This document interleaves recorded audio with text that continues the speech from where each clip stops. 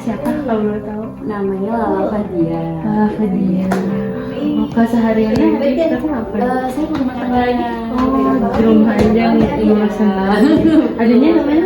Namanya Muhammad Aryan Syatirsini, cuma dipanggilnya Aryan biasanya. Pantesan dia tadi nulis area gitu. Iya. Aku mau nanya beberapa hal ya teh. Yang pertama tuh kapan sih pertama kali teteh tuh nyadarin adanya gangguan pada si Arya? Sebenarnya kalau kondisi Arya itu memang setelah lahir, jadi waktu lahir 4 hari itu dia mengalami yang namanya hiperbilirubin. Nah, hiperbilirubinnya itu ada di angka 34 dan itu tinggi banget ya. Nah, efek dari hiperbilirubin itu menyerang di tumbuh kembangnya dia. Jadi memang sudah habis itu kita tahu kemungkinan akan ada kendala dalam tumbuh kembangnya. Cuman kita belum bisa tahu apa nih yang kena gitu. Awalnya Arya itu didiagnosa di GDB, Global Developmental Delay. Tapi setelah 2 tahun berubah jadi cerebral palsy. Apakah Arya itu sebelumnya udah melakukan pemeriksaan gitu ke psikiater atau kemana? Udah, karena kebetulan kita tahunnya dari lahir ya, dari setelah lahir itu, jadi otomatis setelah kita tahu kemungkinan itu akan ada hambatan perkembangan, jadi kita sering ke dokter anak, ke dokter tumbuh kembang gitu. Jadi terapi juga gitu. Jadi memang sudah ada inilah apa ya, kayak kita harus treatment apa kayak gitu. Dari pas kita tahu memang dia ada hambatan perkembangan. Betul, selanjutnya apa sih penjelasan dari dokter atau spesialis tentang gangguannya Arya? Jadi kalau Arya ini gangguannya ada pada perkembangan motoriknya. Jadi kalau misalkan anak-anak itu kan ada ini ya, misalkan di usia berapa bulan dia harusnya sudah bisa tengkurap, sudah bisa merangkak, sudah bisa jalan. Nah, Arya ini semuanya telat kayak gitu. Jadi dia baru merangkak ketika harusnya kan merangkak itu di fase berapa ya? 6 bulan nih kalau nggak salah ya, 5-6. Nah, dia baru bisa merangkak setelah 1 tahun. Jadi lambat gitu. Iya, jadi lambat banget. Jadi memang dia telat, makanya delay kan. Nah, terus dia baru bisa jalan di usia 4 tahun lebih, sekitar 4 tahun 5 bulanan lah. Gimana sih rutinitas hariannya Arya dengan gangguannya sekarang? Rutinitasnya sebenarnya karena dia kendalanya di motoriknya ya, jadi memang banyak hal yang masih harus dibantu sama orang tua. Kayak misalkan toilet training, dia toilet training baru bisa lepas diapers itu ketika dia di umur mau 5 tahun. Nah, jadi dia baru bisa ngasih kode kalau dia mau pipis, mau kayak gitu. Terus makan juga, kalaupun makan sendiri pasti berantakan kayak gitu, jadi masih harus dibantu. Terus kalau misalkan dalam hal bermain, sebenarnya bermainnya sama ya kayak anak pada umumnya gitu. Cuman mungkin kendalanya karena dia gangguannya ada di motorik, jadi kayak misalkan lari-lari atau apa, kita harus awasin karena takut kejengkal, jatuh, nggak seimbang, naik tangga, nah seperti itu. Apa sih aktivitas favorit Arya, dan apakah ada perilaku atau cara khusus yang Teteh lakuin buat ngedukung aktivitas Arya? Aktivitas kesukaan dia itu apa ya, kayak gini sih, main bikin palet apa, ngerangkai huruf, terus bikin kereta kayak apa ya, Lego tapi yang gede tuh namanya, kayak gitu-gitu. Terus diceritain. Jadi kalau misalkan aktivitas itu sekarang kebetulan dia udah masuk SPKH. SPKH itu kayak SLB. Nah, dia baru masuk tahun ini. Itu salah satu hal yang kita lakukan buat mendukung aktivitas dia, ya, belajar sosialisasinya, lebih banyak berinteraksi dengan orang, terus ya mengembangkan hal-hal yang mungkin tadinya cuma berdua, ada temennya, ada iya, dia mulai paham perintah, harus taat aturan, kayak gitu-gitu. Jadi ya mungkin support yang dilakukan harus sering ditemani ya kalau di rumah. Kalau di sekolah pasti sudah ada gurunya, jadi kita lebih mempercayakan ke gurunya kayak gitu.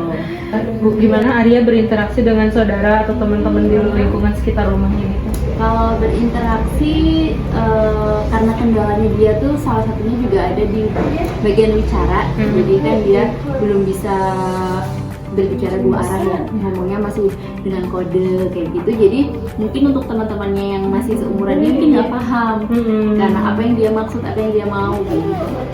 Jadi memang di hal-hal kayak gitu harus diawasin karena takutnya kesel terus berantem Di luar kendali. jadi memang saya yang harus membantu dia menerjemahkan ke teman-teman ini. Misalkan, oh ini Aryan mau ngajak main mobil-mobilan kayak gitu, oh Aryannya mau ngajak main ke sana, mau ngajak makan atau apa kayak gitu, karena dia berkomunikasinya kan masih kode ya teh ya, sedangkan tidak semua anak kan paham kayak gitu. Kalau sama saudaranya kebetulan dia punya kakak, ya biasa sih bermain. Kakaknya umur berapa kalau? Kakaknya sekarang sudah kelas 1 SMP kebetulan. Jadi ya main, berinteraksi, ya ada berantemnya, iya, ada saling nyari, ya kayak gitu sih, ada, ya biasalah seperti umumnya gitu teteh.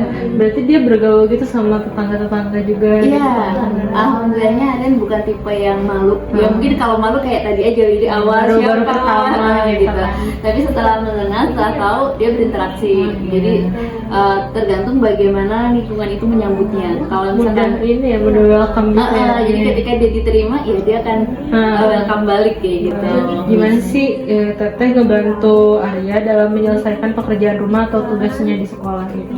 Kalau pekerjaan rumah, jadi karena memang kondisinya masih terbatas ya teh ya, memang belum kita kasih tugas khusus kayak kakaknya. Misalkan kalau kakaknya udah kita kasih tugas kayak beresin kamar, nyapu. Nah kalau Aryan biasanya tugasnya lebih ringan, misalkan kayak setelah dia makan dia harus taruh piringnya di dapur, kayak gitu. Misalkan beresin mainan, hal-hal yang memang masih bisa dia kejar dan dia lakukan kayak gitu. Tapi kalau misalkan hal-hal yang kayak instan, misalkan kayak misalkan mandi gitu ya, atau misalkan BAB, itu masih pasti dibantu sama kita kayak gitu. Tapi hal-hal yang memang dia bisa lakukan sendiri kayak naruh sepatu atau apa, kita biarkan dia melakukan yang menyelesaikan. Apakah teteh mengikuti pelatihan khusus atau mendapat bantuan dari ahli dalam mendukung Arya dalam aktivitas sehari-harinya?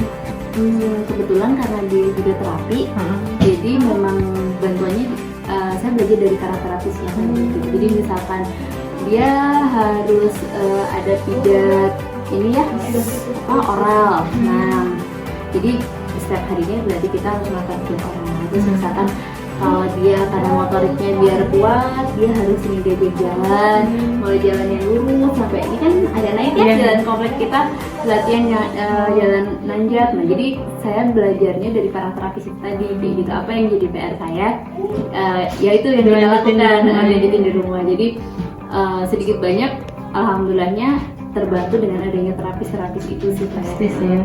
Berarti kegiatan jalan gitu-gitu setiap hari gitu dilakukan? Ya nggak setiap hari sih, karena kalau setiap hari kan kadang namanya anak berkebutuhan khusus itu pasti ada bosannya ya.